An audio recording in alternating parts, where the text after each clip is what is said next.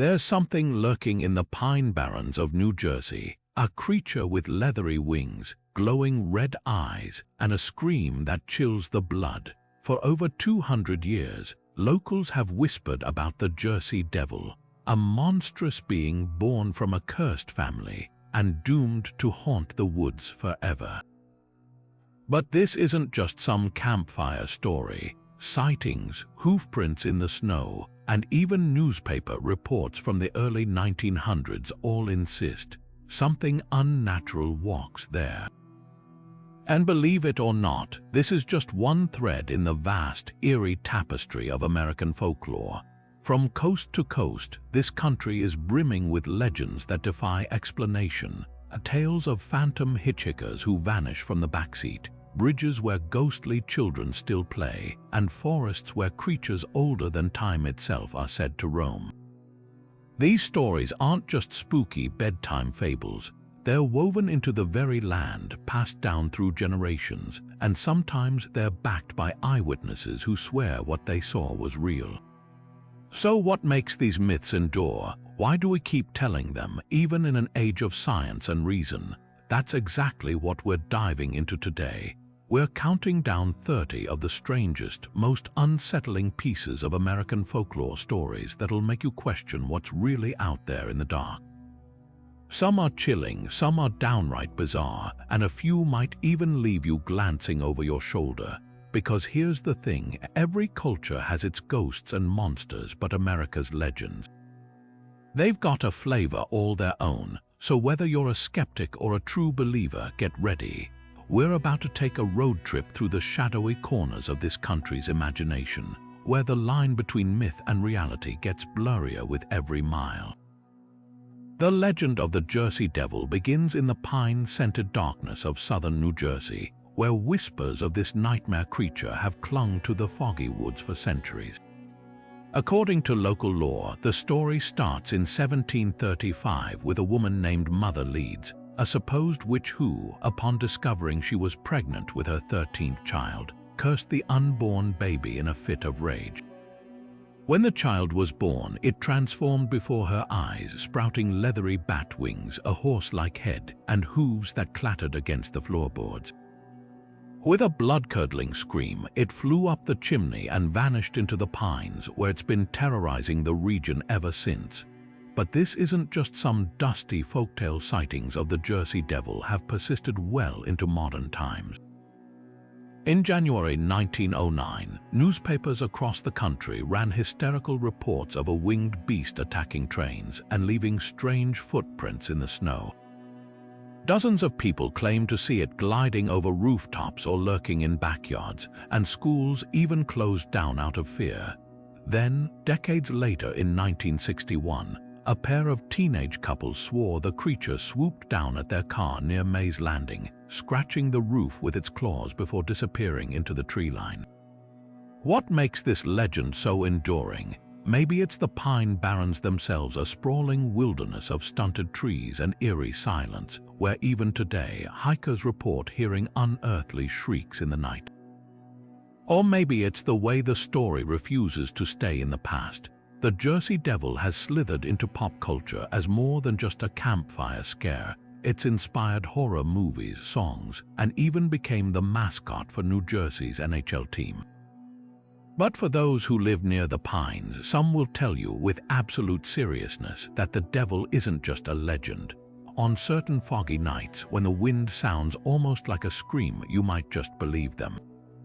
Deep in the misty hills of West Virginia, a different kind of nightmare took flight in the 1960s, one with glowing red eyes and wings that cast shadows across the Ohio River. The Mothman, as it came to be known, wasn't just another local ghost story. It was a phenomenon that terrified an entire town, left behind a trail of credible witnesses, and became forever tied to one of America's deadliest bridge disasters. It all began in November 1966, when two young couples driving near an abandoned World War II munitions plant in Point Pleasant spotted something impossible. A towering, gray figure with a 10-foot wingspan, standing motionless in the moonlight before spreading its wings and chasing their car at speeds topping 100 miles per hour. The police dismissed it as a case of nerves until days later more reports poured in. A contractor saw it perched on a roof, eyes blazing like red bicycle reflectors. A farmer watched it glide silently over his fields. Even the local sheriff admitted after his own eerie encounter that something unexplainable was haunting Point Pleasant. Then, on December 15, 1967, tragedy struck. The Silver Bridge, crammed with holiday traffic, suddenly collapsed into the icy river below, killing 46 people.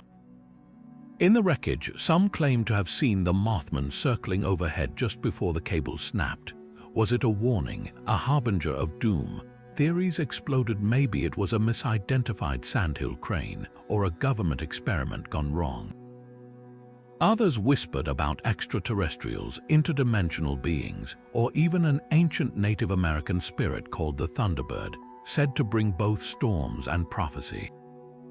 What makes the Mothman so haunting isn't just the sightings, it's the way the legend lingers. Decades later, documentaries and books still dissect the case. Every year, thousands flock to Point Pleasant's Mothman Festival, where statues and museum exhibits keep the mystery alive. And though skeptics argue it was mass hysteria, those who saw it up close insist whatever hovered over the Ohio River that year wasn't from this world. Some say if you stand on the riverbank at dusk, you might still hear the faint rustle of something large moving just out of sight. In the quiet farmlands of early 19th century Tennessee, an entity unlike any other in American folklore emerged, not as a shadowy figure or a howling beast, but as a voice in the dark. The Bell Witch, as it came to be known, wasn't just a ghost. It was a poltergeist with a personality, one that sang hymns, debated scripture, and tormented the Bell family with a cruelty that felt almost human. This wasn't some fleeting haunting. For years, the witch held an entire community in its grip, leaving behind a story so bizarre, even future President Andrew Jackson would reportedly flee from it in terror. The trouble began in 1815 when John Bell, a respected farmer in Robertson County, noticed strange noises around his property, knocking on the walls, chains dragging across the floor, and the sound of rats gnawing at the bedposts. Then came the whispers. At first they were faint, almost playful, but soon the voice grew louder, introducing itself as Kate, the witch of the Bell family. It knew secrets no outsider could, mimicking the voices of neighbors and even predicting future events with unnerving accuracy. But Kate's true malice was reserved for John Bell himself. She'd pinch him until he bruised, yank his hair, and once even held him paralyzed in bed while she lectured his children on their misbehavior. Then came the incident that would cement the legend. In 1820, John Bell was found unconscious, his mouth stained with a strange black liquid. By nightfall, he was dead, and according to family accounts, a small vial of poison mysteriously vanished from the shelf just before his death. The witch, they claimed, had finally won, but the most astonishing chapter came when Andrew Jackson, then a famed general, decided to investigate the rumors himself. Folklore says his wagon stopped dead at the Bell property line, his horses refusing to move until Jackson declared, "By the eternal, boys, it is the witch." That night, his men reportedly fled after pillows flew across the room and invisible hands slapped their faces. What sets the Bell Witch apart from other hauntings isn't just its violence, it's the eerie intelligence behind it. This wasn't a mindless specter. It held conversations, sang songs in perfect pitch, and once even delivered a sermon so moving, a local preacher called it the gospel preached from the mouth of hell. To this day, historians and paranormal investigators can't agree on what really happened in that Tennessee farmhouse. Was it an elaborate hoax, mass hysteria? Or something far older, a remnant of Native American curses, or even a vengeful spirit tied to the land? The Bell Witch Cave, where the entity allegedly dwelled, still draws visitors hoping to hear whispers in the dark. Some leave convinced, others swear they felt unseen fingers tug at their clothes. But one thing's certain, In the annals of American folklore, no ghost has ever been quite so chatty or so chillingly personal. Somewhere on a lonely stretch of highway, when the hour grows late and fog curls over the asphalt, you might see her, a woman in a faded dress, thumb out, waiting for a ride that always ends the same way. The vanishing hitchhiker is one of America's most persistent ghostly archetypes, a story told in countless variations from coast to coast, yet always with that same chilling twist, the passenger who disappears from the backseat before reaching their destination. Take California's Blue Lady, for instance. Along Highway 152 near San Diego, drivers report picking up a shivering woman in a blue gown, only for her to vanish moments later, sometimes leaving behind a wet spot on the seat, as if she just crawled from the ocean. Locals say she's the ghost of a bride who drowned on her wedding night in the 1920s, forever searching for a ride home. Meanwhile, in North Carolina, it's the girl in the green scarf, a hitchhiker who asks to be taken to her family's farm, only for the driver to find an overgrown graveyard at the address she gave. But perhaps no vanishing hitchhiker is as famous or as tragically romantic as Chicago's Resurrection Mary. Since the 1930s, men dancing at the old Willowbrook Ballroom have reported meeting a stunning blonde in a flowing white dress. She's warm to the touch, laughs like any living girl, and dances so close you can smell her rose perfume. But when offered a ride home, she always insists on being dropped at Resurrection Cemetery's gates. That's when things turn eerie. The car grows cold, the seat empty, and witnesses swear they see her handprint burned into the iron bars as if her spirit passed right through. The stories share a haunting pattern. These ghosts aren't just aimless specters, they're trapped in loops of unfinished business, replaying fragments of their deaths. The Blue Lady relives her plunge into the sea. Resurrection Mary, said to have died fleeing a dance hall argument in the 1920s, forever retraces her last walk home. And that's what makes these tales stick in our collective imagination. They're not just about fear, they're about longing, a hitchhiker who never reaches her destination. A dancer forever frozen mid-twirl. These spirits don't rattle chains or scream in the night, they break your heart instead. What's fascinating is how these stories mutate regionally while keeping their core intact. In the South, the ghost might be a Civil War soldier. In New England, a colonial-era widow. But the bones remain the same, a stranger in need, a kind gesture, and the slow dawning horror that you've helped something that wasn't ever really there. Skeptics chalk it up to tired drivers or overactive imaginations until they meet someone who insists with trembling hands that the empty backseat still smells like roses. The Ohio River Valley is known for its rolling hills and quaint towns, not exactly the place you'd expect to find a band of frogmen wielding what looked like tiny lightning rods.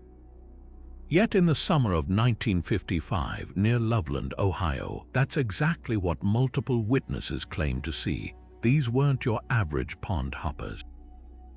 Descriptions painted a surreal picture: 3-foot-tall, leathery-skinned humanoids with webbed hands and feet, standing upright like something out of a pulp sci-fi magazine. And if that wasn't strange enough, one was allegedly holding a glowing, wand-like device that crackled with sparks. The first sighting came from a businessman driving along Riverside Road just after midnight. He swore he spotted 3 hunched figures clustered near the bridge, figures that turned, stared with bulbous eyes, then scrambled into the water with unnatural speed. The police dismissed it as a prank until a second witness came forward days later, a farmer who described nearly identical creatures lurking near his property. This time, one raised its odd device, sending a shower of sparks into the air before the whole group vanished into the underbrush. For decades, the Loveland Frogmen became a local oddity, something whispered about at county fairs but rarely taken seriously. That changed in March 2016 when a retired police officer came forward with his own encounter. While on patrol near the Little Miami River in 1972, he claimed to have seen a hunched 4-foot-tall figure with leathery skin and a frog-like face crouched by the roadside. When he stopped his cruiser, the creature stood on two legs, glared at him, then leapt over the guardrail into the river. What stuck with him wasn't just its appearance, it was the way it moved, too fluid to be a costume, too purposeful to be an animal. So what were these things? Skeptics point to misidentified herons or large bullfrogs, though neither explains the bipedal stride or those infamous ones. Others suggest escaped exotic pets or even a traveling circus act gone rogue. Then there are the darker theories, underground military experiments, or given the glowing device, something not of this world. The absurdity of the imagery makes it tempting to laugh off until you talk to someone who's seen them. The retired cop wasn't some wide-eyed kid. He was a trained observer, a man used to assessing threats. And to this day, he insists what he saw defied every logical explanation. Maybe that's why the legend endures. In a world where most cryptids are variations of wolves or apes, the frogmen stand out as genuinely bizarre. No menacing growls, no towering stature, just a group of awkward, possibly electrified amphibians who seemed as confused by humans as we were by them. Whether hoax, hallucination, or something far stranger, one thing's certain. If you're ever driving along the Little Miami after dark and your headlights catch something squatting by the water's edge, don't assume it's just a frog. Not unless it stands up and waves back. Up in the dense northwoods of Wisconsin, where logging camps once buzzed with tall tales and pranks, there's a creature so bizarre it straddles the line between hoax and legend, the hodag. Picture this, a monster the size of a bear covered in spikes, with horns like a bull, fangs like a dinosaur, and claws capable of shredding oak trees like tissue paper. When newspapers first discovered the beast in 1893, they described it as the most fearsome creature ever to roam the American wilderness. But here's the twist. This nightmare was the brainchild of a lumberjack with a wicked sense of humor and a talent for taxidermy. The hodag's creator was a man named Eugene Shepard, a prankster who knew how to spin a yarn so convincing it would make even the most skeptical city folk question reality. Using animal hides, bull horns, and a whole lot of creativity, Shepard stitched together a grotesque stuffed figure, then planted it deep in the woods near Rhinelander, Wisconsin. He even staged dramatic hunting photos, showing himself and a team of men wrestling the beast with ropes and rifles. The local paper ate it up, running sensational headlines about the mythical creature, and soon word spread like wildfire. Reporters from as far as New York came to investigate, only to be led on wild goose chases through the forest. But what's fascinating isn't just the hoax, it's how the hodag outgrew its origins.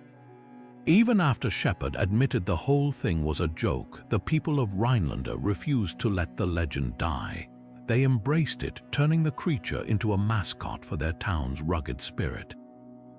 Today, you'll find hodag statues, hodag-themed festivals, and even a giant fiberglass hodag lurking outside the local Chamber of Commerce, grinning at tourists with its rows of razor-sharp teeth. The creature's legacy isn't just about the prank, though. The hodag taps into something deeper, a tradition of frontier storytelling where exaggeration wasn't just entertainment. It was a way to cope with the isolation and danger of life in the lumber camps. Those men spent months in the wilderness, far from home, surrounded by shadowy trees and unseen threats.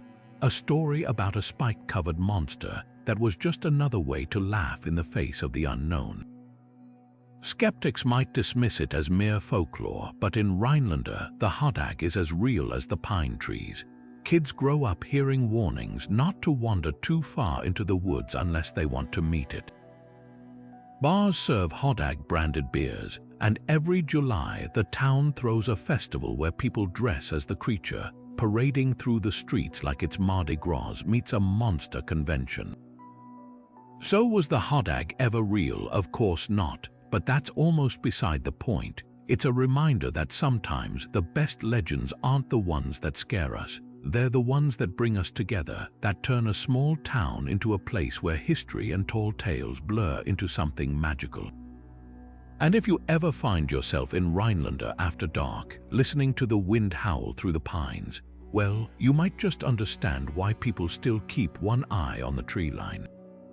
Just in case, high in the Santa Lucia Mountains, where fog clings to the cliffs like ghostly fingers, there are figures that don't belong. Tall, shadowy silhouettes motionless against the ridges, watching hikers with an intensity that prickles the skin. These are the Dark Watchers, a phenomenon as old as the Chumash tribes who first spoke of them, yet as fresh as the shaken voices of modern backpackers who swear they've seen them too. The Chumash called them Los Vigilantes Oscuros, spirits or ancestors who dwelled in the peaks, their presence signaled by sudden chills or the uncanny feeling of being studied. They weren't malevolent, just there, observing. Some legends say they're guardians of the mountains, while others whisper they're echoes of lost travelers doomed to wander the fog. But what's unsettling is how consistently they're described, always standing just beyond the tree line, always too far away to make out faces, yet close enough to make your breath catch. Fast forward to the 20th century and the stories haven't faded. Hikers report seeing the Watchers at dawn or dusk, their elongated forms backlit by the dying sun. A school teacher in the 1960s claimed one followed her for miles along a ridge, matching her pace, never closing the distance but never falling behind. Another witness, a seasoned ranger, described stopping to adjust his pack, only to lock eyes with a dark figure perched on a boulder until he blinked and it dissolved into the mist. What chills the spine isn't just the sightings, it's the silence, no footsteps, no rustling of brush, just watching. Even John Steinbeck, who grew up in these mountains, wrote of them in The Long Valley, calling them dark and shapeless, like the smoke of a fire that has burned out. Scientists have theories, of course, tricks of light, altitude-induced hallucinations, even the brain's tendency to impose human shapes on random shadows. But try telling that to someone who's felt that weightless, ancient gaze on their back. The Santa Lucias have a way of playing with perception. The fog rolls in so thick you can't see your own boots. The wind sounds like whispers. Maybe that's all the Dark Watchers are, a trick of the mind in a place that refuses to be fully known. Or maybe, like the Chumash believed, some mountains keep their secrets. And their sentinels. Beneath the tangled undergrowth of Michigan and Ohio's backwoods, something small and unnerving is said to move. They call them the melonheads, pale, hunched creatures with oversized, bulbous skulls, rumored to dart between trees with unsettling speed. The lore varies by region, but the core is always the same. These aren't animals, and they aren't quite human. Some say they're the remnants of escaped asylum patients, abandoned to the wilderness after a fire or hospital closure. Others whisper darker origins, generations of inbreeding in isolated shacks, their deformities warped by genetics and neglect. In Michigan's Ottawa County, the story ties to the Felt Mansion, a sprawling estate near Saugatuck where, locals claim, doctors experimented on children with hydrocephalus, a condition causing enlarged heads. When the facility shut down, the patients supposedly fled into the surrounding woods, surviving on whatever, or whoever, they could find. Over in Ohio's Kirtland, the legend shifts to the abandoned Lake County home, where teens tell of hearing scratching sounds from boarded-up tunnels beneath the ruins. What makes the melon head stick isn't just their grotesque appearance, it's the way the stories blur history and horror. Real institutions did once house people with severe disabilities, often in grim conditions. Combine that with the universal fear of things that watch from the forest's edge, and you've got a legend that won't die. For decades, teenagers have turned the myth into a rite of passage, piling into cars at midnight to hunt for the creatures along dirt roads like Bray in Ohio or the crumbling trails near Felt Mansion. They'll kill the headlights, whisper the names some claim attract the creatures. Dr. Crow is a favorite, and wait for movement in the trees.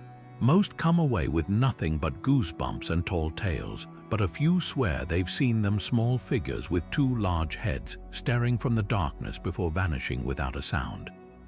Skeptics write it off as misidentified animals or the power of suggestion in a creepy setting.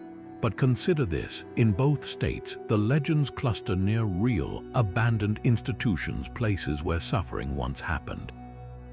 Maybe the melonheads aren't just campfire fodder. Maybe they're a distorted echo of something true, a way to process the uneasy history lurking just beneath the surface of these quiet woods. So if you're ever driving down a back road in Kirtland or Saugatuck, and your headlights catch something low and quick darting into the brush, don't assume it's a fox. Not unless it turns to look back at you, with eyes too knowing and a head too wide for its body. The night of September 12, 1952, was quiet in the small town of Flatwoods, West Virginia, until a group of boys spotted a fiery object streaking across the sky and crashing into a nearby hillside. Armed with flashlights and teenage curiosity, they raced toward the site, joined by a local mother and her sons. What they found wasn't a meteor or a downed plane, but something far stranger. A 10-foot tall figure looming in the shadows, its body cloaked in darkness and its head shaped like a spade or a hooded monk's robe, as one witness later described. Then came the smell, a noxious, burning sulfur that made their eyes water and throats tighten. But the worst part, the way it moved, gliding toward them without legs, its red, glowing eyes locked onto the group until a wave of sheer terror sent them stumbling back down the hill, vomiting from fear and whatever chemical stench hung in the air. Newspapers dubbed it the Flatwoods Monster, and the story spread like wildfire. Skeptics suggested it was a barn owl perched on a tree branch, its silhouette distorted by flashlight beams. But try telling that to the witnesses, who swore the thing had a metallic, almost mechanical quality to its movements, like it wasn't alive in any way we'd recognize. Some ufologists later theorized it might have been an extraterrestrial or even a misidentified secret military experiment. Whatever it was, the encounter left a mark. To this day, the town celebrates its infamous visitor with an annual festival, complete with green, spade-headed mascots and eerie reenactments. Now, fast forward 3 years to rural Kentucky, where the Sutton family's farmhouse became the site of what might be the most bizarre close encounter in American folklore. On the evening of August 21, 1955, the Suttons and their friends reported being besieged by small, silvery creatures with oversized ears, clawed hands, and eyes that glowed like pennies in a fire.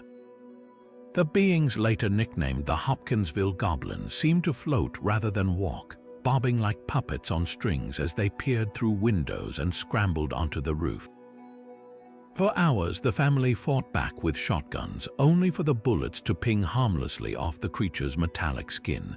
At one point, a goblin allegedly reached through a screen door, its talons brushing a witness's hair before being batted away with a chair. What makes these cases so compelling isn't just the eyewitness account, it's the sheer physicality of the encounters. The Flatwoods Monster left behind trampled grass and a lingering chemical stench. The Hopkinsville Goblins left scratch marks on the roof and bullet holes in the walls.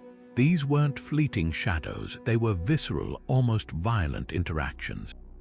And while skeptics point to mass hysteria or misidentified owls, a recurring theme in monster lore, the families involved never wavered in their stories. The Suttons, in particular, were known as upstanding, no-nonsense folks, not the type to hallucinate an army of metallic gremlins. Both incidents also share a curious detail: the creatures seemed curious. Not overtly hostile, just unnervingly observant. The Flatwoods Monster didn't attack, it watched. The Hopkinsville Goblins dodged gunfire but never struck back. It's as if they were studying us as intently as we've since studied them. Maybe that's why these stories endure. They tap into a deeper fear, one that's less about monsters and more about being watched by something we can't begin to understand.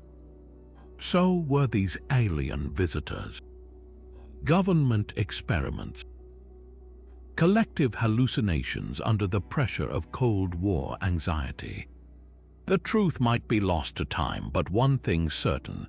In the 1950s, as America fixated on flying saucers and the vast unknown of space, these encounters proved that the real weirdness wasn't just in the stars, it was lurking in the hills of West Virginia and the backyards of Kentucky, waiting for the right moment to step into the light. And if you think that era's strangeness is behind us, just wait. The next story on our list takes us into the desert, where something even more inexplicable was about to unfold. The town of Dover, Massachusetts, is the kind of place where nothing much happens: quiet streets, colonial houses, and woods so thick you'd miss a whole marching band in them. But on the night of April 21st, 1977, that tranquility shattered when three separate groups of witnesses reported something impossible. A hairless, peach-skinned creature with glowing orange eyes crouched on the roadside like it had just crawled out of a nightmare. The first sighting came from 17-year-old Bill Bartlett, an art student with a reputation for honesty. Driving home around 10:30, his headlights caught something small and spindly, gripping a rock wall with long, bony fingers. Its eyes, huge, round, and glowing like pool reflectors, locked onto him before it darted into the darkness. Shaken, Bartlett immediately sketched what he'd seen: a creature with an oversized melon-shaped head, no visible nose or mouth, and limbs so thin they looked almost stretched. Just hours later, 15-year-old John Baxter swore he saw the same thing while walking home from his girlfriend's house. Spotting a figure perched on a tree stump, he assumed it was a friend playing a prank, until it turned, revealing those same unnerving orange eyes. When he backed away, the thing leaped into the underbrush with a sound like crunching leaves. Then, around midnight, another teenager, Abby Brabham, and her friend reported seeing a strange, small being staring at them from a field, its eyes reflecting their headlights like a cat's. What makes the Dover demon so compelling isn't just the consistency of the descriptions, it's the credibility of the witnesses. These weren't fringe characters, they were local kids with no history of hoaxes. Bartlett's sketch, detailed and disturbingly precise, became the blueprint for the legend. Cryptozoologists suggested it might be an unknown species, a baby moose despite the lack of fur, or a sickly fox despite the bipedal stance. Others floated extraterrestrial theories, linking it to the era's UFO fascination. But here's where it gets weirder. In the weeks after the sightings, a local man claimed to have found strange, three-toed tracks near the sighting locations. Then, decades later, an anonymous source allegedly confessed to fabricating the creature, only to recant when pressed for details. The truth remains as elusive as the demon itself. Maybe that's why this case endures. Unlike Bigfoot or Mothman, the Dover demon appeared for just one night, then vanished forever. No follow-up sightings, no blurry photos, just those eerie sketches and a handful of terrified witnesses. Was it a misidentified animal, a fleeting interdimensional visitor, or something else, something still out there, waiting in the New England dark? One thing's certain. In a world full of monsters, few are as hauntingly specific as the thing that watched Bill Bartlett from the rocks that night.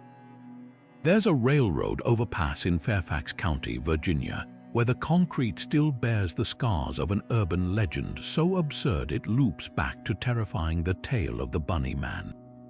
Picture this: a shadowy figure in a tattered rabbit costume, wielding an axe, lurking beneath Colchester Overpass. Some say he's the ghost of an escaped asylum patient who snapped after being subjected to cruel experiments. Others claim he's a vengeful spirit of a construction worker who died there during the bridge's building.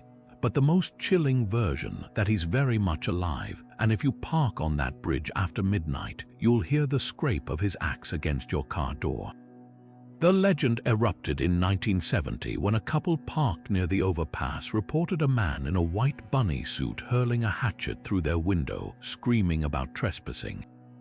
Days later, another witness spotted someone dressed similarly, this time dangling from the trestle beams like a nightmarish Easter decoration. Police dismissed it as Halloween pranks until a string of rabbit-themed vandalism popped up across the area, from gutted stuffed animals nailed to trees to ominous graffiti warning Bunny Man lives. What makes this story stick isn't just the surreal imagery. It's the way it twists something innocent, a bunny, into a symbol of dread. the overpass itself plays a role too. Tucked deep in the woods, its graffiti-covered arches and echoing train tracks create the perfect stage for a modern boogeyman. Teens dare each other to visit, swearing they've seen flashes of white fur in their headlights or heard high-pitched laughter in the wind. But here's where fact and folklore collide. Historical records show the nearby Lawton prison once housed inmates who worked on local farms, some dressed in uniforms that, from a distance, might have looked like rabbit ears. Could a fugitive have inspired the myth, or was it all just an elaborate hoax by bored teenagers? Either way, the Bunny Man has outgrown his origins. He's a Halloween icon now, featured in local haunted houses and even a horror film. Yet for all its camp, there's something primal about the story. A man in an animal mask stalking the edges of civilization, punishing those who stray too far into the dark. It taps into the same fear as slasher films and fairy tale wolves. The idea that danger doesn't always roar, sometimes it giggles. So if you ever find yourself driving past Colchester Overpass on an October night and your headlights catch something pale moving in the trees, don't assume it's just a trick of the light, not unless it hops. Deep in the murky waters of Scape Ore Swamp, South Carolina, something scaly and unnervingly humanoid has been stalking the backroad since the summer of 1988. Meet the Lizard Man, a 7-foot-tall, green-skinned creature with glowing red eyes, 3-toed footprints, and a habit of leaving deep claw marks in the sides of parked cars. If Bigfoot is the king of American cryptids, consider this his swamp-dwelling, chrome-denting cousin. The first encounter came from 17-year-old Christopher Davis, who swore he'd been attacked just after midnight on June 29. Pulling over to change a flat tire near the swamp, he heard something heavy crashing through the brush, then saw it. A towering reptilian figure, its arms outstretched, lunging for his car as he frantically rolled up the window. Davis claimed it left deep scratches in the door and even clung to the roof as he sped away, its claws screeching against the metal. Sheriff's deputies found his story hard to swallow until others came forward. A local woman reported her side view mirror ripped clean off by an unseen force. Then came the 3-toed tracks pressed into the mud near the swamp, each print measuring nearly 14 inches long. The media frenzy was instant. Newspapers dubbed it the Lizard Man of Lee County, and soon the tiny town of Bishopville was crawling with cryptid hunters armed with cameras and bait. One group even staked out a chicken coop. But here's where the tale twists. Unlike most monster sightings, the Lizard Man left physical evidence. Multiple vehicles were found with side panels shredded, dents the size of a man's fist, and in one case a license plate bent backward like tinfoil. A biologist examined the strange tracks, noting they didn't match any known animal, though skeptics argued they could have been made by a misidentified heron or a cleverly carved piece of wood. What makes this legend so sticky isn't just the creature's absurd appearance, it's the timing. 1988 was peak reptilian humanoid hysteria, thanks to sci-fi films and comics featuring similar beings. Some theorized the Lizard Man was an escaped government experiment, while others whispered about interdimensional portals or even an ancient dinosaur descendant. But the most compelling detail, the sightings didn't stop with the 80s. In 2008, another wave of reports hit, including a convenience store clerk who claimed to see the creature darting across Highway 15. Then in 2015, a hunter's trail cam caught a blurry bipedal figure near the swamp, though skeptics called it a bear standing on its hind legs. So is the Lizard Man just a myth fueled by swamp gas and overactive imaginations? Maybe, but for the folks in Lee County, the scars on those cars are real. The local Chamber of Commerce even commissioned a bronze Lizard Man statue, and every July the town throws a festival celebrating its most infamous resident. Because in the south, where Spanish moss drapes over Blackwater creeks and the air hums with cicadas, it's easy to believe something primal might still be lurking out there, something that doesn't just watch from the shadows but leaves its mark. Literally, High above the muddy banks of the Pope Lick Creek in Kentucky, a rusted train trestle stretches into the darkness, and according to local legend, something waits there. Not your typical ghost or goblin, but a grotesque fusion of man and goat, with matted fur, twisted horns, and eyes that gleam like polished coins in the moonlight. They call it the Pope Lick Monster, a name that sounds almost laughable until you hear the stories, because this creature isn't just watching from the shadows. It's luring people to their deaths. The lore varies, but the most chilling version claims the monster possesses an uncanny ability to mimic human voices, sometimes crying for help, sometimes whispering your name, drawing victims onto the unstable trestle just as a train comes screaming around the bend. Others say it can hypnotize with its gaze, freezing trespassers in place while it closes in with cloven hooves clicking against the iron rails. And then there are the darker tales, the ones that suggest it's not a monster at all, but the ghost of a half-man, half-goat carnival attraction that escaped a traveling freak show and now haunts the bridge out of spite. But here's where the legend takes a grim turn into reality. That trestle isn't just a spooky backdrop, it's an active railway bridge, towering nearly 100 feet over the creek below, with rotting wooden planks and gaps wide enough to swallow a person whole. Over the years, multiple thrill seekers have fallen to their deaths trying to outrun trains or snap photos of the creature. In 2016, a teenage boy plunged through the slats, surviving only by clinging to a support beam until rescuers arrived. The local government has even posted no trespassing signs featuring the monster's silhouette, a rare case of folklore being used as a public safety warning. So why does such an absurd-sounding myth hold such deadly sway?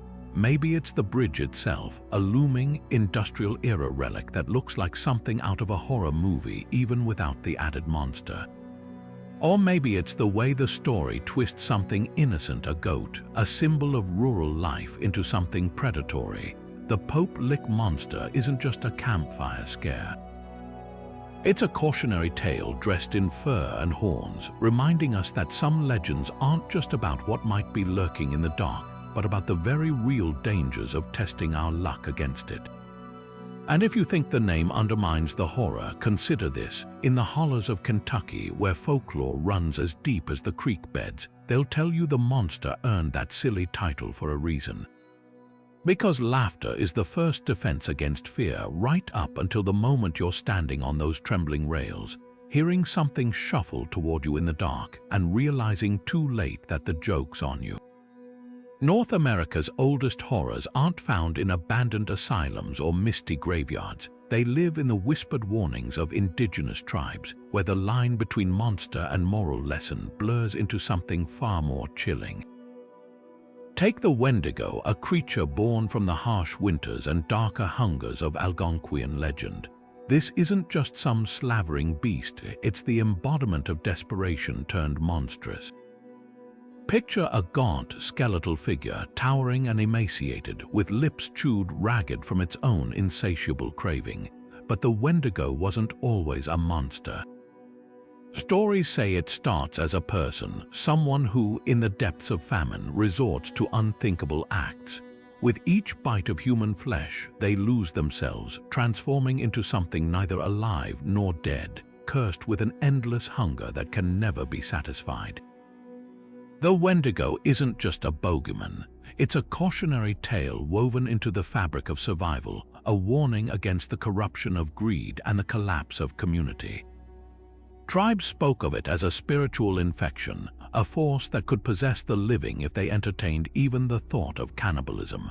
In some traditions, hearing the Wendigo's icy shriek on the wind meant it was circling closer, drawn by the scent of selfishness. And though the legend is rooted in the northern woods around the Great Lakes, its themes are timeless. Even today, you'll find echoes of the Wendigo in pop culture, from horror films to psychological thrillers about addiction, proof that some fears transcend centuries. Now shift the landscape to the arid mesas of the Southwest, where the Navajo speak of the skinwalker in hushed tones, if they speak of it at all. Unlike the Wendigo's singular form, the skinwalker is a shapeshifter, a witch who has traded humanity for the ability to wear the skins of animals, coyotes, wolves, even bears, to stalk the night. But here's what outsiders often miss. In Navajo culture, even mentioning the skinwalker risks inviting its attention. It's not just a monster, it's a taboo, a violation of natural order so severe that many traditional Navajo refuse to speak its name aloud after dark. These aren't campfire stories told for thrills. The skinwalker represents the ultimate betrayal, someone who uses sacred knowledge to harm others, twisting rituals meant for healing into weapons. Witnesses describe unnerving details, animals moving with uncanny intelligence, human figures running on all fours at impossible speeds, eyes that glow in the dark like embers. But what chills the bone is the silence that follows. Unlike other cryptids, there's no community of enthusiasts chasing skinwalker sightings. Those who have encountered them often refuse to discuss it, as if giving the stories breath might make them real. What binds these legends together isn't just their terror, it's their cultural weight. The Wendigo and skinwalker aren't creatures to be trivialized or slapped onto tourist T-shirts. They're deeply tied to indigenous worldviews, serving as reminders of boundaries that shouldn't be crossed. That's why, when sharing these stories, respect matters. These aren't myths to be mined for scares. They're living traditions, carrying generations of wisdom about the consequences of breaking sacred laws. So the next time you hear a branch snap in the frozen woods or catch movement at the edge of your vision in the desert, remember, some legends aren't just about what's lurking out there. They're about what happens when we forget the rules that keep us human. And that's a fear no amount of modern skepticism can shake. Deep in the misty hollows of the Ozark Mountains, where the trees twist into gnarled shapes and the valleys swallow sound whole, locals swear something unnatural prowls after dark. They call it the Ozark Howler, a beast described as part mountain lion, part demon, with shaggy black fur, curved horns like a bull, and eyes that burn like embers in the shadows. But what chills the blood isn't just its appearance, it's the sound it makes. A scream that starts low, guttural, almost human, before spiraling into something no earthly animal could produce. Imagine the unholy mix of a roaring bear, a screeching bobcat, and something else, something that doesn't belong here. The Howler's legend stretches back to Ozark settlers in the 1800s, who told of a devil cat that stalked their livestock, leaving tracks too large for a panther and carcasses torn apart with unnatural force. Some sightings describe it as wolf-like, others claim it's more akin to a bear with a long, whip-like tail. But every account agrees on two things: those glowing eyes and the way its cry echoes through the valleys, seeming to come from every direction at once. What makes this creature so unnerving is how it defies easy categorization. In the 1970s, reports of black panthers, animals not native to the region, surged across Arkansas and Missouri.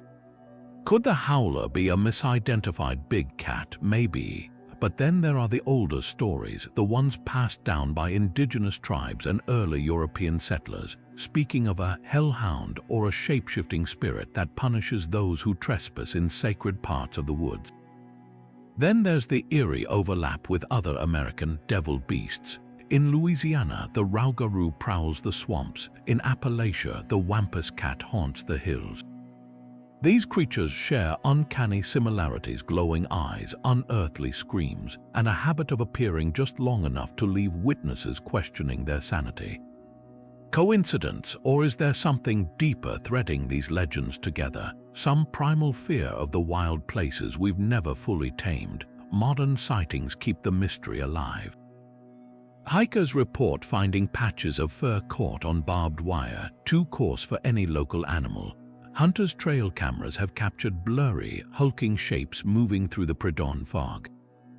And every few years, another chilling account surfaces: a trucker stranded on a back road who swears something circled his rig, breathing heavy against the windows before vanishing into the trees.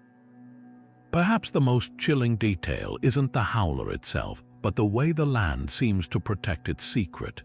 The Ozarks are a maze of steep ravines and hidden caves, places where light struggles to reach and GPS signals die. It's the perfect home for something that doesn't want to be found. So if you ever find yourself camping in those ancient hills and the night goes suddenly, unnaturally quiet, don't assume it's just the wind when the trees start to rustle. The Ozark Howler doesn't just live in the stories, it lives in the silence between them. The dense forests of northern Maine have long whispered of a creature that doesn't belong, not quite moose, not quite ghost, but something in between. They call it the specter moose, a towering apparition with antlers that glow like charred bone or, in some tellings, drag rusted chains through the underbrush. Loggers and hunters first spoke of it in the late 1800s, swapping stories around campfires of a beast that moved silently through the pines, its massive form flickering in and out of sight like mist under moonlight. What makes this legend so unsettling isn't just its size. Some claim it stands 8 feet at the shoulder, but the eerie details that cling to it. One account from 1902 describes a trapper who stumbled upon the moose near the Allagash River, its antlers wreathed in spectral flames that cast no heat. Another tells of a woodsman who followed its tracks through fresh snow, only for them to vanish abruptly, as if the creature had stepped into thin air. Then there's the chains, a detail that hauls the story from mere phantom animal to something darker. Some versions say they rattle like deadweight with every step, while others insist they're red-hot, hissing when they brush against the snow. Skeptics have theories, of course. Maine's moose are no strangers to parasites like winter ticks, which can leave their coats patchy and ragged, creating a skeletal appearance in the right light.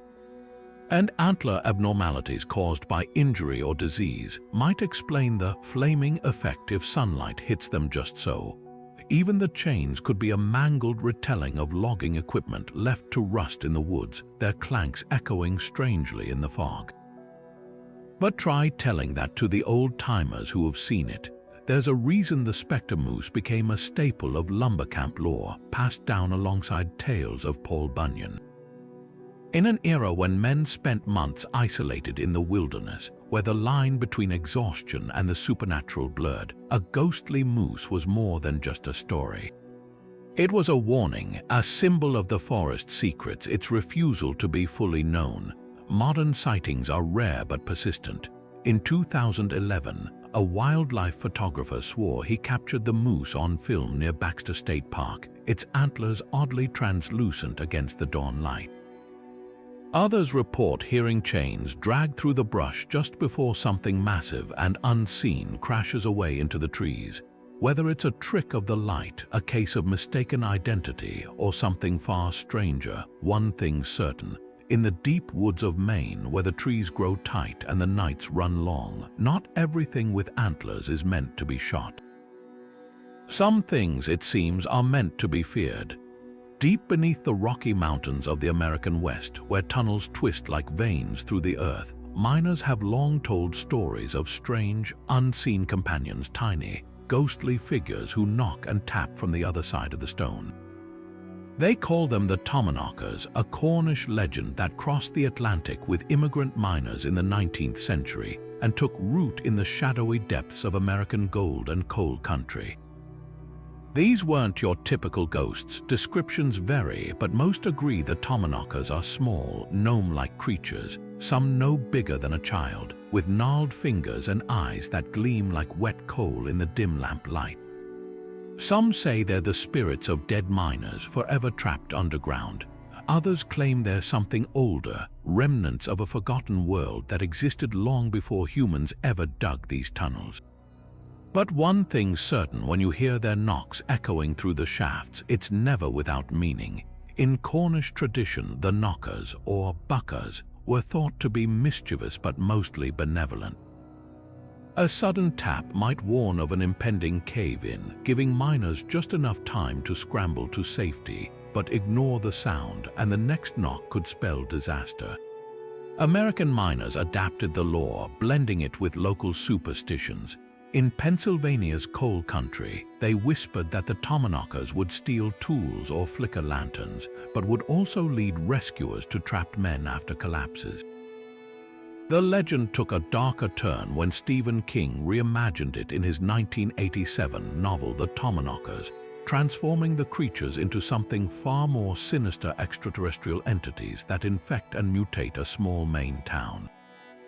While King's version strayed from the original folklore, it cemented the name in pop culture, introducing a new generation to the eerie concept of unseen forces lurking just beyond human perception. What makes the Tommyknockers so enduring isn't just their supernatural element, it's the very real psychology behind the myth. Miners worked in pitch-black depths where every creak of timber or shift of rock could mean life or death. The Tommyknockers gave shape to that constant, gnawing fear. If a beam groaned, it wasn't just stress, it was a warning. If a pickaxe went missing, it wasn't forgetfulness, it was theft by invisible hands. Even today, long after most mines have shut down, the stories persist. Modern urban explorers venturing into abandoned shafts report faint knocks, whispers in empty tunnels, and the unsettling sense of something just out of sight. Geologists might chalk it up to settling rock or shifting timbers, but for those who have stood in that suffocating darkness, the explanation never quite feels sufficient. So were the Tommyknockers ever real? In a sense, they didn't need to be. They served a purpose, explaining the unexplainable, making the terrifying unknowns of the underground just a little more familiar. And if you ever find yourself in the echoing quiet of an old mine, and you hear a solitary tap, tap, tap from the walls, well, maybe it's just the wind. Or maybe, just maybe, something's still down there, knocking back. The swamps of southern Louisiana hold more than gators and Spanish moss. They're home to one of America's most chilling werewolf legends.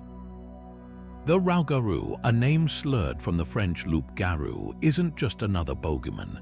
It's a curse passed down through generations like a dark family secret. According to Cajun lore, if you break Lent 7 years in a row or dare to speak the creature's name after midnight, you'll transform under the full moon. The result, a halting, half-human beast with matted fur, glowing eyes, and a hunger for flesh. But here's the twist: the curse isn't permanent. If the loup-garou draws blood, any blood, before the next full moon rises, the spell breaks, and the human returns doomed to remember every gruesome second. This isn't just some dusty folktale.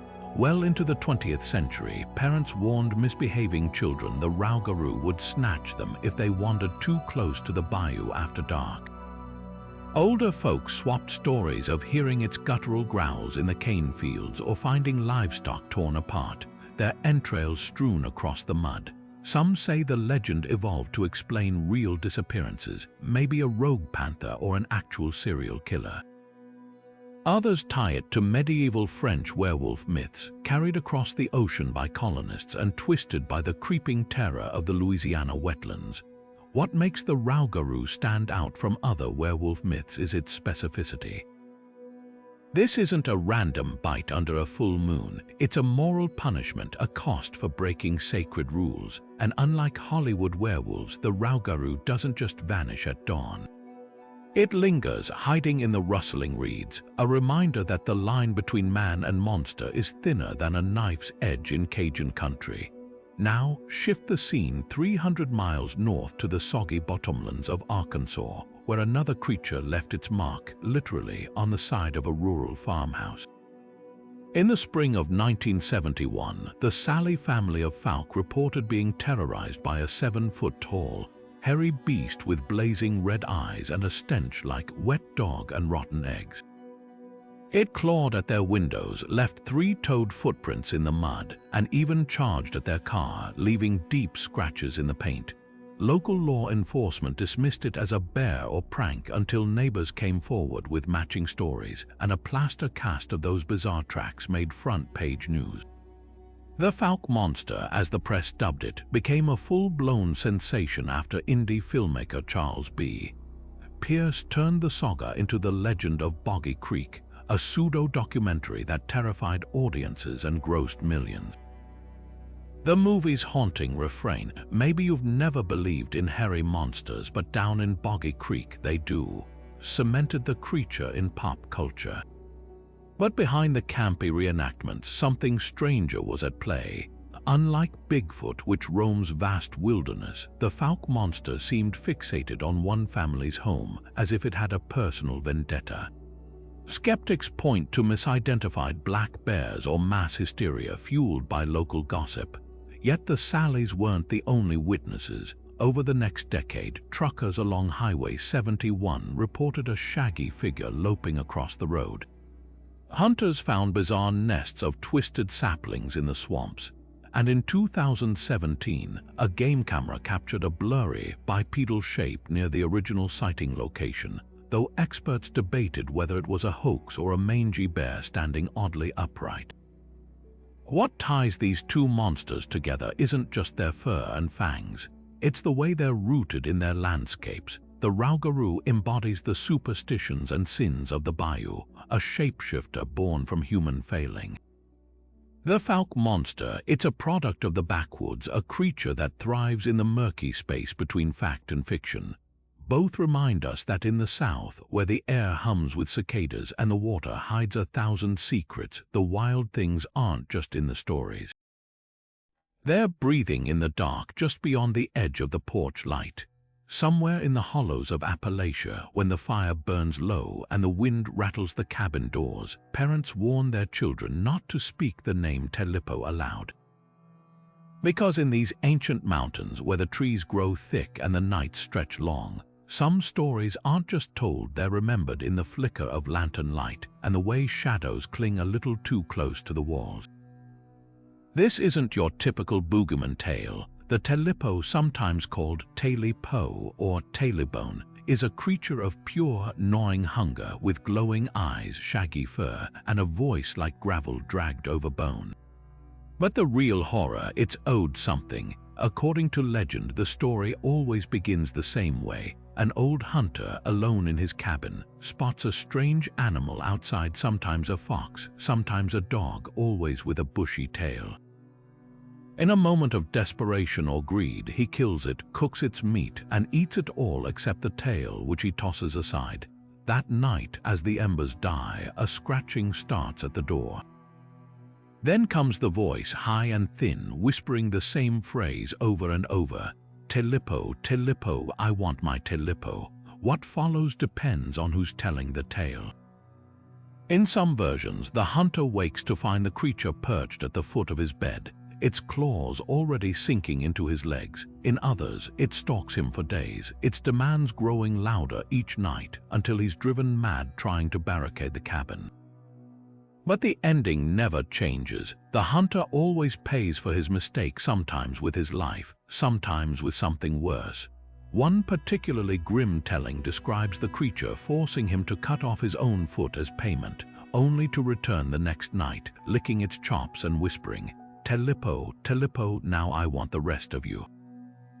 What makes the Telipo so unnerving isn't just its relentlessness, it's the way it twists a simple act of survival into a death sentence.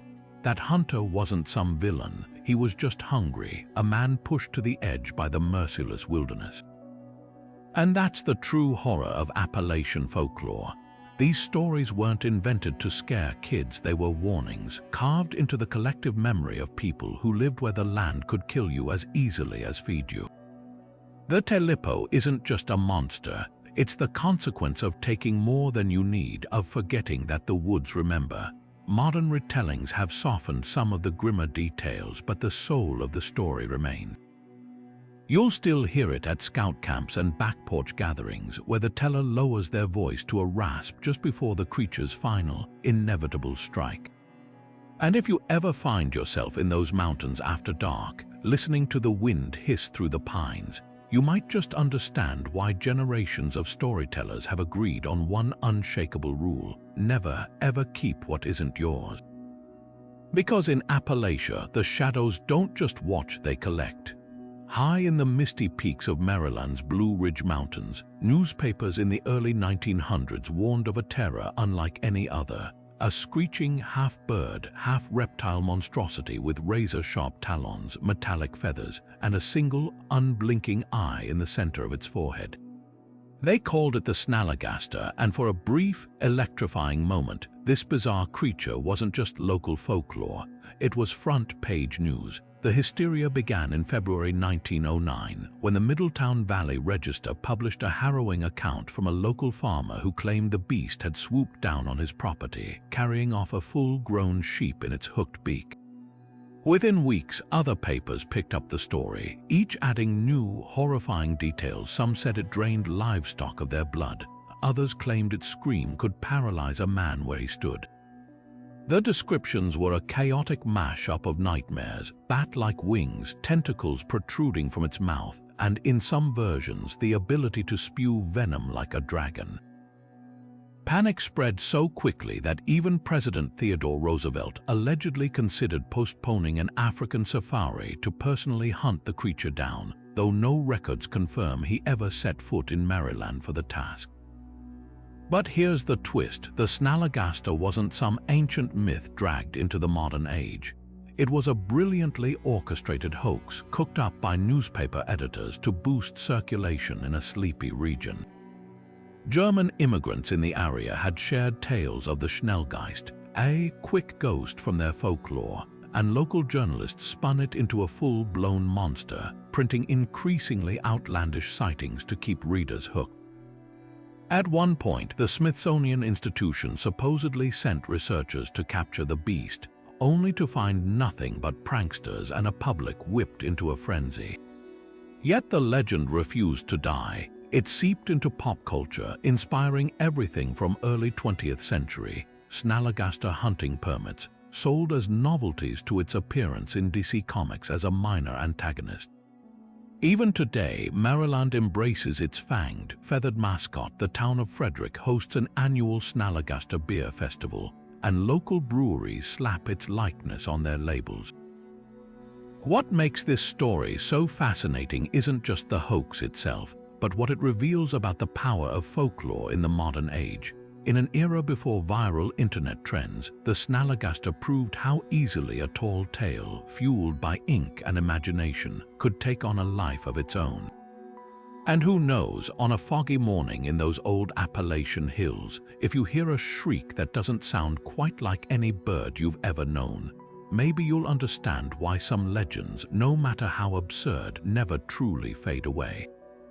Long before European settlers crossed the Appalachians, the Cherokee told of a mysterious race that could only walk under the cover of darkness, the moon-eyed people. Described as small, pale-skinned beings with wide, light-sensitive eyes that couldn't bear the sun, these dwarfs were said to have built ancient stone structures hidden deep in the southern mountains. Some legends claim they were already fading into myth by the time the Cherokee arrived, their abandoned fortifications the only proof they'd ever existed. Others whisper they retreated into caverns where they still lurk, watching from the shadows with those eerie, oversized eyes. What makes these stories so compelling isn't just their strangeness, it's the uncanny parallels to other global myths. Welsh folklore speaks of a tribe called the Adena, fair-skinned dwarfs who fled underground to avoid conflict. Could these be the same people? Some historians speculate the moon-eyed tales might be distorted memories of real encounters with an ancient tribe, possibly suffering from albinism or genetic conditions causing extreme photosensitivity. Others point to archaeological finds like Georgia's mysterious Track Rock Gap, where stone walls and carvings predate known Cherokee settlements by centuries. The most tantalizing theory connects them to Prince Madoc, a Welsh explorer who, according to legend, reached America in the 12th century. Folklorists note similarities between Cherokee descriptions and Welsh accounts of small, cave-dwelling peoples. Even early European settlers reported Cherokee warnings about pale, nocturnal figures near certain mountain passes, warnings that aligned eerily with local Welsh immigrant lore. But here's where the lines blur. The Cherokee themselves have varying traditions about the moon-eyed people. Some depict them as peaceful, skilled craftsmen. Others describe violent clashes, suggesting they were driven out or exterminated. Modern scholars caution against conflating indigenous oral histories with European myths, emphasizing that the Cherokee's rich storytelling tradition stands on its own. Yet the mystery lingers. In remote corners of the Smokies, hikers still report finding odd, dwarf-sized caves with smoothed walls as if carved by tiny hands. And on moonlit nights, when the wind whistles through those ancient stones, it's easy to wonder, were the moon-eyed people just a cautionary tale, or something far older, something that walked these mountains long before the first campfire stories were ever told? In the rough-and-tumble logging camps of 19th century Maine, where blizzards howled through the pines and whiskey flowed as freely as the Penobscot River, lumberjacks told stories to pass the long winter nights, some terrifying, some tragic, and some so absurd they could only have been born from equal parts boredom and bad moonshine. Enter the Dungavenhooter, a creature that sounds like it crawled out of a drunkard's nightmare. Picture this, a massive, barrel-shaped beast with stumpy legs, no head to speak of, and a gaping, toothless mouth right in the center of its belly. How does it hunt, you ask? By lurking near taverns, waiting for stumbling loggers to wander too close, then inhaling them whole like a living, breathing whiskey funnel. Now, before you dismiss this as pure campfire nonsense, consider the context. These were men who spent months in frozen isolation, swinging axes 12 hours a day, with nothing but folktales and homemade liquor to keep them warm. The Dungavenhooter wasn't just a joke, it was a cautionary tale draped in bear grease and burlap. Sure, it's hilarious to imagine a headless monster that reeks of stale beer and staggers like a Sunday morning hangover. But beneath the laughter lay a darker warning: lose yourself to drink and the wilderness might just swallow you whole. What's fascinating is how this creature flips the script on traditional monster lore. Unlike the Wendigo or Skinwalker beings that punish greed or trespass, the Dungavenhooter targets vice. It's a moral lesson wrapped in absurdity, a reminder that in the logging camps, where one wrong step could mean a crushed skull or a snapped spine, drunkenness wasn't just foolish, it was fatal. And while no one actually believed a belly-mouthed beast was snatching up inebriated axemen, the stories did their job. Many a young logger thought twice about that fourth shot of rotgut after hearing how the Dungavenhooter's victims were later found miles away, unharmed but reeking of swamp gas and regret. Yet for all its silliness, the Dungavenhooter shares DNA with far older, grimmer myths. Compare it to Scotland's Nuckalavee, a skinless horse demon that brought plague and drought, or Germany's Trinktufel, the drinking devil said to drown alcoholics in their own barrels. Suddenly, that lumberjack tall tale doesn't seem so whimsical. Even the name hints at something darker. Dungavenhooter might sound like nonsense, but some folklorists trace it to Gaelic roots meaning smoke eater or swamp dweller, suggesting this creature's roots stretch back to old world warnings about the dangers lurking in fog and fermentation. Today, the Dungavenhooter lives on as a quirky footnote in Maine's folklore, trotted out at tourist traps and tall tale contests. But next time you hear a rustling in the bushes after last call, or catch a whiff of something foul on the night air, remember, every absurd legend has a kernel of truth. And in the case of the Dungavenhooter, that truth might just be the oldest warning of all, that sometimes the real monster isn't waiting in the woods. It's sitting at the bottom of a bottle, in the shadowy depths of North America's old-growth forests, where the trees grow so dense a man could vanish between them. Lumberjacks once whispered about the hide-behind, a creature that defied the very logic of sight. Unlike Bigfoot or the Wendigo, this wasn't something you'd ever get a clear look at. The hide-behind's trick was its name. No matter how fast you spun around, it was always just behind you, clinging to tree trunks with uncanny precision, its elongated limbs and hollow body letting it flatten like a shadow against the bark. Need to relieve yourself behind a pine? That's when it struck, snatching lone woodsmen with a grip like frozen iron, dragging them into the underbrush without a sound. The beauty of this legend lies in its sheer inventiveness. This wasn't just a monster, it was a walking punchline, a way for lumberjacks to explain why their comrades sometimes returned to camp wide-eyed and missing a boot. No one ever saw the hide-behind, of course, that was the point. Its entire existence was a gag about the forest's eerie emptiness, the way the woods could make you feel watched even when nothing was there. But like all the best tall tales, it carried a kernel of warning: venture out alone, and the wilderness might just decide you're worth keeping. Now, shift the scene to a campfire after a long day's work, where the smell of beans and burnt coffee hangs in the air, and you'll hear about the hide-behind's equally ridiculous cousin, the axe-handle hound. Picture a scrawny, sausage-shaped dog with a head like a weathered axe handle, its legs so stubby it practically slithers across the ground, its diet. Pure, unadulterated lumberjack tools, this creature didn't stalk men. It craved their gear, gnawing through axe handles like they were rawhide and leaving behind a trail of splinters and baffled woodsmen. The genius of the axe-handle hound was how it turned everyday annoyances into folklore. Lose your axe handle, blame the hound, find teeth marks on your saw. Clearly, the beast had struck again. These stories weren't just entertainment, they were coping mechanisms for men working brutal jobs in unforgiving terrain. If you could laugh about a dog made of axe parts, maybe the back-breaking labor didn't feel quite so crushing. What ties these two fearsome critters together isn't just their absurdity, it's their role in a larger tradition of frontier humor. Lumber camps were isolated, dangerous places where superstition and creativity blurred. The hide-behind played on fear of the unknown, while the axe-handle hound mocked the frustration of tools failing at the worst moment. Both creatures were born from the same truth. Sometimes the only way to survive the wilderness is to invent something stranger than the reality. And though these tales might seem like relics of a bygone era, their spirit lives on. Modern hikers still joke about hide-behind country when the woods grow too quiet. Chainsaw manuals casually warn against axe-handle hound infestations in their troubleshooting guides.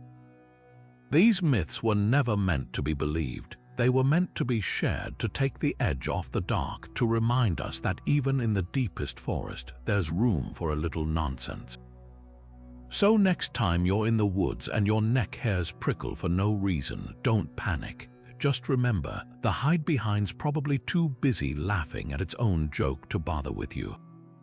On the muddy banks of Arkansas White River, where the water moves slow and the cypress trees cast long shadows, something massive has been stirring beneath the surface since at least the early 1900s. Locals call it the White River Monster, a creature described as elephant gray with the bulk of a Volkswagen Beetle, spine-like ridges along its back, and a cry that sounds like a cross between a horse's whinny and a foghorn. Some say it's a surviving plesiosaur, others claim it's a gargantuan catfish mutated by decades of agricultural runoff. But one thing's certain, when this thing rolls up from the depths, even the most skeptical fishermen start checking their life jackets twice. The first documented sighting dates back to 1915, when plantation owner Bramlett Bateman reported seeing a great gray thing the size of a car capsizing boats near his property. But the legend really exploded in the summer of 1971, when two separate sets of witnesses, including a group of construction workers and a local sheriff, claimed to see the monster basking near the shore. Their descriptions were eerily similar: a hulking, spine-backed beast with skin like wrinkled concrete, lounging in the shallows as if it owned the place. The sheriff even took photos, though the resulting images, blurry, dark smudges against the water, only fueled more debate than clarity. What followed was pure pandemonium. Newspapers splashed headlines like "Arkansas' own Loch Ness Monster," and by 1973, the state legislature was so inundated with calls that they passed a resolution declaring a stretch of the White River a White River Monster Refuge, officially protecting whatever might or might not be lurking there.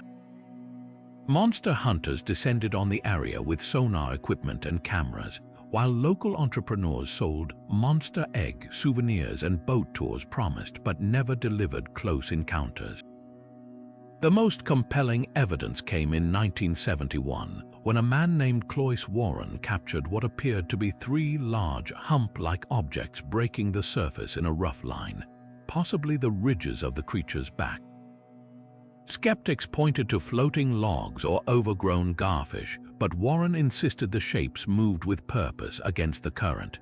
Then there were the strange disturbances, whirlpools forming in calm water, fishing nets torn apart by something far stronger than a snapping turtle, and the occasional report of a stench like rotten eggs and diesel fuel hanging over the riverbanks after a sighting. So what could it be? Biologists have floated theories ranging from oversized alligator gar, a prehistoric-looking fish that can grow over 8 feet long, to wayward manatees, though the latter wouldn't explain the spine-like ridges. Others whisper about government experiments, citing nearby military bases, and the fact that the first major wave of sightings coincided with the Cold War's peak. But for the locals, the truth might not even matter. The White River Monster isn't just a cryptid, it's a piece of living folklore, a reminder that even in our mapped, measured world, there are still pockets where the unknown can rise to the surface literally. And if you think the hype died with the 70s, think again. As recently as 2015, a fisherman near Newport claimed something massive rammed his boat hard enough to knock him off balance. He didn't stick around to get a better look. Some legends fade, others, like whatever's lurking in those tea-colored waters, just keep resurfacing. You're home late one night, the glow of the TV flickering against the curtains when the knock comes soft at first, almost polite. Through the peephole, you see them, two kids, maybe 10 or 12 years old, standing on your porch in clothes that seem oddly out of place, like they stepped out of a decades-old photograph. Their skin is pale, almost waxy, and their eyes are solid black, no whites, no irises, just voids that somehow lock onto yours even through the door. Then they speak, voices too calm, too flat. Let us in, we need to use your phone. Your stomach twists, every instinct screams that something is wrong, but they're just children, aren't they? This is the chilling core of the Black-Eyed Children, one of the most unsettling modern legends to emerge in the digital age. Unlike folklore rooted in centuries of campfire tales, this phenomenon erupted in the late 1990s, spread first through online forums and late-night radio shows, then metastasized into full-blown viral horror. The stories follow an eerie pattern. The kids appear at homes, car windows, or even roadside rest stops, always after dark, always with those unnatural eyes and a demand to be let inside. Witnesses report an overwhelming sense of dread, a primal certainty that granting their request would unleash something unimaginable. One trucker claimed his dog howled and hid under the bed when the children tapped on his cab window. A homeowner in Texas swore her security system failed the moment she made eye contact with them, the cameras flickering to static as the children whispered, "You have to invite us in." But here's where the mystery deepens. Unlike traditional ghosts or cryptids, the Black-Eyed Children seem tailor-made for the internet era. Their origins trace back to a 1998 article by journalist Brian Bethel, who recounted an encounter in Abilene, Texas, where two pale boys with jet-black eyes tried to persuade him to unlock his car. Bethel's account, dripping with visceral terror, went viral on early message boards, sparking a wave of copycat stories, each adding new, uncanny details. Some claimed the children emitted a low, buzzing hum. Others said their voices carried an echoing quality, like words spoken down a long tunnel. And then there were the more sinister variations, children seen walking impossibly fast down deserted highways or vanishing the moment a witness blinked. This raises the ultimate question: are the Black-Eyed Children a genuine paranormal phenomenon, or the product of collective imagination supercharged by the internet's love for creepypasta? Skeptics point to psychological explanations, the brain's tendency to see faces in shadows, pareidolia, or the power of suggestion in high-stress situations. After all, fear sharpens the senses, and nothing triggers our lizard brain quite like something almost human, but not quite. Yet others argue that the consistency of the reports spanning decades and continents suggests something deeper. Could these encounters be a modern twist on ancient vampire lore where entry must be invited? Or are they, as some theorists propose, interdimensional beings testing human boundaries? The most fascinating aspect isn't just the stories themselves, but how they've evolved. Early accounts framed the children as almost robotic, repeating their demands like broken recordings. Later versions gave them an eerie intelligence, taunting witnesses with personal details no stranger could know. In one particularly harrowing retelling, a woman claimed a black-eyed girl recited her deceased mother's last words before smiling, a smile that stretched too wide. This escalation mirrors the way folklore traditionally grows, each retelling adding layers of terror, but with one key difference: the speed. What once took generations to mutate now happens in weeks, thanks to Reddit threads and YouTube narrations. Perhaps that's why the legend endures. The black-eyed children aren't confined to dusty tomes or rural ghost stories. They live in the liminal space between our screens and our subconscious, a horror perfectly suited to an age where strangers knock via Ring cameras and danger lurks behind every click. They tap into universal fears of the uncanny, of violated boundaries, of the vulnerability that comes with helping what appears to be a child in need. And unlike the Jersey Devil or Mothman, they don't need remote forests or abandoned bridges to thrive.